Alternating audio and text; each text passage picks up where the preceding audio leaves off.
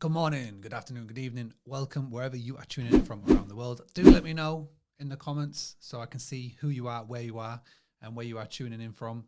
Also, as well, let me know the name of your business, drop in any links, promote it, because as I always say, you never know who's going to be watching this video. Your future guest could be watching this video, whether it's live or on the replay. But the reason why I'm doing this podcast episode, this live recording of a podcast, is because today I watched an interview with Brian Chesky on Stephen Bartlett's very popular Diary of the CEO. It's about 12 hours old at the point of recording. It's had over nearly about 100,000 views. And in my opinion, really good interview, real good insight into, who he is, why he's done what he's done, why they've created what they've created, and all the things in between. But there's one bit right at the very end, 1 hour and 29 minutes in, where I believe we're getting an insight into the next phase of Airbnb. Now, I've got the video here. I'm going to share my screen. Hopefully this works. And I'm going to play it. Okay. And I'm going to play it in the full 2-minute segment that we get a clip of. And then if you want to go watch the full video, go onto YouTube, type Diary of a CEO, Brian Chesky, and it will come up. It's a really good, like I say, 1 hour, nearly 2 hour listen or watch, however you're going to do it. But let's just listen right here. So I'm going to hit play.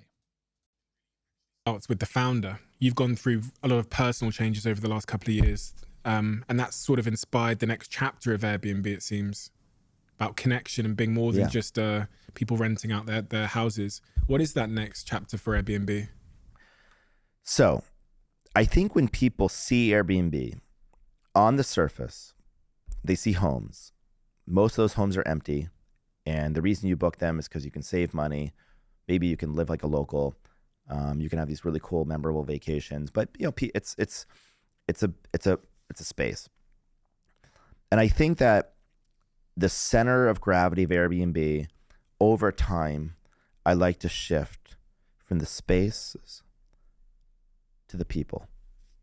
I think at the end of the day, we're not just a service. We're not just a product.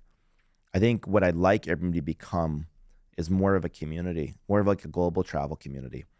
And I think in that community, I imagine that everyone will have this really robust profile and with this rich identity system. So we know who everyone is and everyone knows who everyone else is, which I think is the foundation of trust. The profiles are really rich with public information and personal information, like preferences.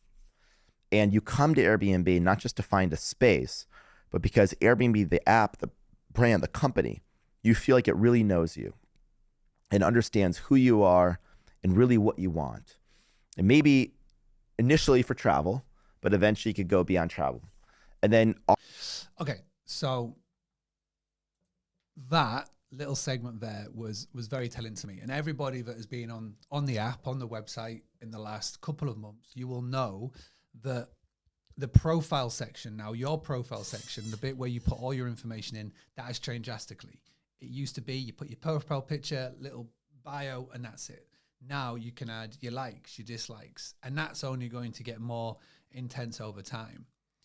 And obviously as well, if you've been listening and tuning into the interviews with Skift and other forums where Brian Chesky goes on, he's been talking about AI, data-driven. He says this a lot. So I said this as an off-cut remark, but I think it's actually true. What Airbnb are doing is they're becoming the Tinder of the OTA world. They're going to become a matchmaker.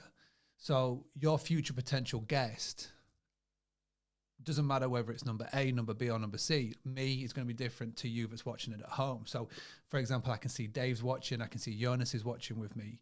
So Dave's Airbnb experience is going to be different to Jonas's. It's going to be different to mine. It's going to be based on my likes and my wants, on so much data that they can collect. And this will either be AI driven or it'll be algorithm driven, or however it's going to be dictated or dedicated or shown to us. So what's going to happen, this is my opinion, and again, I'm an idiot, but this is what I can see reading between the lines, is that this site is going to become much more of a matchmaking process. I feel like the way that he was talking, and he keeps talking about community and family, etc. I feel like what they're wanting to go towards is, you know, like hostels. I won't be at all surprised to see Airbnb get involved in a hostel world, trying to get loads of people together in one space. The rooms thing is, and again, is a little nod to that. I also think that Airbnb will look to focus on a core community. Just go and look at the comments on that video. For every one positive, I saw 5 people slating Airbnb. And, you know, they can either be slating Airbnb or they're just slating the world of short-term rentals because it's affected their area community. Whatever your opinion is on that. I think that what Airbnb are going to go towards is they're going to focus on a core community. They're going to, you know, there's a lot of people leaving the platform. You don't have to be an idiot to see that. A lot of people are going back to hotels. Those that maybe were in the hotel camp pre-pandemic status. Obviously, when hotels and cruises and all of that shut down, people went to short-term rentals and they naturally went to Airbnb because they're branding and positioning at the time. But now they're sort of going away from that. A lot of people are fed up of having to, you know, take the trash out when at the end of their stay and all of those sort of things. And so I feel like with Airbnb, they know that people are leaving, but they're cool with that. The shareholders may not be cool with that because they've earned this really big valuation with their IPO and they're at the top of the mountain, so to speak. But they know that they're going to trim the fat. And what's going to be left is that there's going to be hosts on the platform that are going to be able to be just raving fans of Airbnb. That's what I firmly believe. And they will be matched up with guests who love the platform, who are obsessed with the platform, that are going to go and stay at other Airbnb host places. And that'll be what's left. And that's fine. I feel like Airbnb will be fine like that. Again, if you look at the Skift interview at the forum last week, he's admitted that the growth has been substantial. It's been huge, but they haven't been able to cope with it. So I feel like they'll hit a level where they're happy with. Again, this is just my opinion. This is not backed on any data or anything like that. So what I think that everybody needs to be able to do is, with your listing on Airbnb, if you've got the owner to rent model, so the properties are yours, always be thinking, how can you, instead of looking to add in 3 or 4 more properties, how can you make your property even better? How can you make that experience? I feel like Airbnb are going to come back to this experience model. So every single part of the journey, every single part of the stay, they can make it an OMG, OTA. I've said this before. I've said it before and I'll say it again. If you look at the way that the listing and the websites is laid out, you look at the categories, you look at the places that they're promoting first and foremost, it's these OMG places. It's not a two-bed apartment in the middle of a city center. It's a boot, you know, it's a barge, it's a whatever. It's these places that have got amazing experiences around them. If you haven't got one of those places, then what can you do to make it an experience? Now, it may be that people are going to leave Airbnb because they don't want that. They want a hotel stay, or they may fancy more going on Verbo, or another OTA may pop up, or whatever. But for you as a business owner that's watching this, and bearing in mind this is the Boostly podcast, we talk about direct bookings and how you can build your business on your land. You've got to see what these guys are doing, and you've got to see how they're pivoting, etc. And I feel that everything is boiling down to community and building a brand. So what can you do within your business and within your small business? How can you take that and how can you build a community around it? The simple thing that we did in our family business years and years and years ago was create a Facebook group.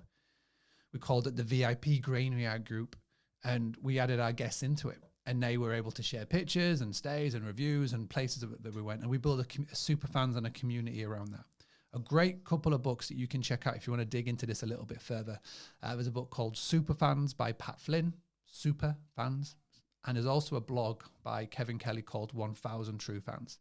If you go dig into them, and then obviously, you know, you've got Talk Triggers by Jay Bear that I've talked a lot about as well. If you can dig into those 3, this is how you create a community. This is how you can create super fans around a hospitality brand. Overall, the interview, I said, really good. Really good insights from himself about, you know, and Stephen Bartlett can tease out these really good questions about, you know, what he's enjoyed and what he hasn't enjoyed, etc. I think the most important for me, taking it from that interview, was love what you do.